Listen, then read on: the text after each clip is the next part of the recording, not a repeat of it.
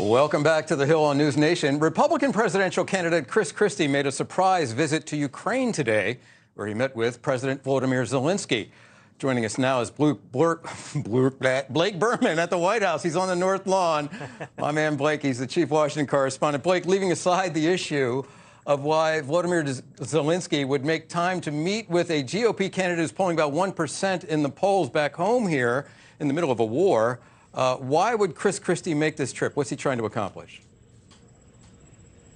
You're my boss, by the way, so you can call me whatever you want. any name goes. I don't think I have the power to rename you. Okay. Yeah.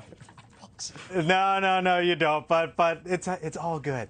So Chris Christie in Ukraine today. Look, it's a good question you bring up, good point you bring up, but it's almost like a rite of passage, right? That we've seen cycle after cycle, presidential candidates going abroad. They basically want to project, hey, I could be the next commander-in-chief one day. What's different this time around, though, is that Ukraine has become a destination for these candidates. For example, we saw Mike Pence in that country at the end of June, and here we are in the beginning of August, and there you see the video there, Chris Christie meeting with Volodymyr Zelenskyy earlier today. They met in Kyiv, as you can see there. He also went to two different towns outside of Kyiv as well. The issue here, though, is further support as it relates to American backing and what people think about this, how much the U.S. should support Ukraine going forward. I want you to take a look at these brand new numbers that came out today, some new polling. It shows that only 45% of the American public believes that Congress should authorize additional funds for Ukraine. 55% believe that should not happen. And when you drill down even further here, Vic, along party lines, it is very clear where Republicans stand. Only 28% of Republicans say funding should continue, while roughly 7 in 10 Republicans say it should not. And you could see how they stack up compared to independents and Democrats. Chris Christie took that head on while meeting with Zelenskyy earlier today. Watch.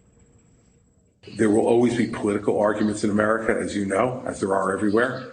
But I believe that the overwhelming majority of the American people understand that we need to be with Ukraine on this fight. But there are political arguments, and I want us who support you to win those political arguments, because that means the support will be better, faster, and more significant. So you mentioned Christie at 1%. What about the others at the top of the race, Vic? Over here at the White House, President Biden and his administration continue to show support and reassurances for Ukraine. On the other side of the aisle, Donald Trump, he has a bit of a new stance now, saying that Congress should only authorize funding for Ukraine if the Biden administration cooperates with the House Republican investigations into the Biden family.